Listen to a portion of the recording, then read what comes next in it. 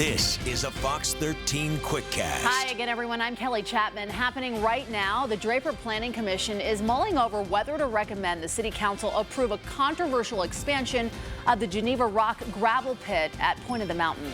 Here is what Geneva Rock wants. See that red space just to the right of I-15 South in Draper? That's the land that we're talking about. If you look directly at it, the area in pink on the left of your screen, Geneva wants to change the zoning to open space parks and then donate over 40 acres to the city of Draper for parkland. The yellow section on the right, that's the area they want for basic industry and removing sand, gravel, and dirt. Geneva Rock says they want much of the land to stay untouched, but during public comment, people were not happy, bringing up concerns with air quality as well as dust pollution.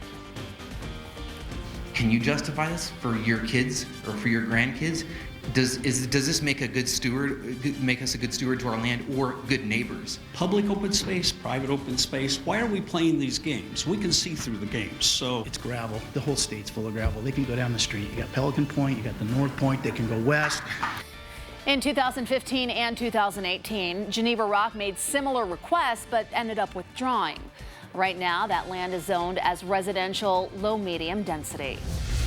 The niece of Lori Vallow Daybell is doubling down on denying claims she knows where J.J. Vallow and Tylee Ryan are. Melanie Pulowski was in an Arizona courtroom today for an unrelated hearing regarding a custody battle with her ex-husband, Brandon Boudreau. Melanie did not speak to the media, but her attorney did, and he says she's working with the FBI in the investigation into J.J. and Tylee's disappearance, even giving authorities her computer. She did that at her own jeopardy. She did not invoke her right to remain silent, as was her right to do so. And she cooperated and participated because she's got nothing to hide. She's a good, decent person who wants what's best for everybody. And if Lori has done something that's improper, then I don't think Melanie's going to try and excuse that. Lori Vallow Daybell is set to be extradited from Hawaii to Idaho to face several charges against her in the coming days. The CDC says the novel coronavirus, also known as COVID-19, is expected to find its way to Utah. Right now, the virus is mainly in China, but yesterday, a diagnosis in California has now elevated the concern that it is getting closer.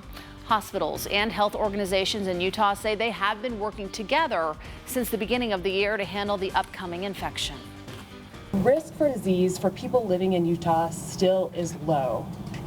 There is potential for significant disruption to our daily lives in the near future. If the coronavirus does come to Utah, health organizations say they will immediately quarantine those who test positive.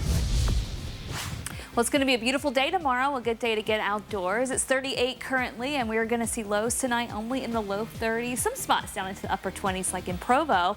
And then we get to the afternoon and it warms up really nicely. A lot of sunshine, highs in the mid 50s, so feeling almost like springtime. We'll top out in the upper 60s in St. George, but don't get too used to it. A cool down moves in. It could bring in some rain down in southern Utah by Saturday, back to the 50s Sunday and Monday. And in northern Utah, we'll go from highs in the upper 50s Saturday back to snow in 30s Sunday, potentially Monday and Tuesday.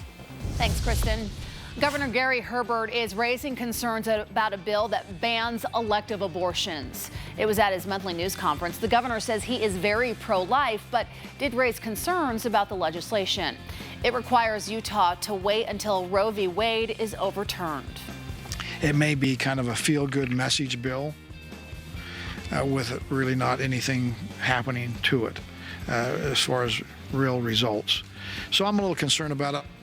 A Senate committee approved Riverton Senator Dan McKay's bill along party lines. It now goes to the full Senate for a vote. Tomorrow, Friday, school will be just a half day for all Salt Lake City School District students. That's because many teachers are expected to walk off the job in the afternoon to encourage the Utah State Legislature to prioritize education funding.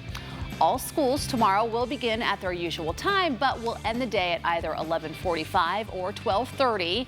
To see when your Salt Lake City School District child's school will let out tomorrow, go to our website, fox13now.com. Finally, there is a new place that can lay claim to the best tasting water in Utah. Today, judges from the Rural Water Association of Utah tested entries from sources all around the state. The winner, Honeyville, Utah, congratulations. Francis City in Summit County took second place, and then Elsinore Town in Sevier County won third. Have a great night, everyone. Modern Family starts here.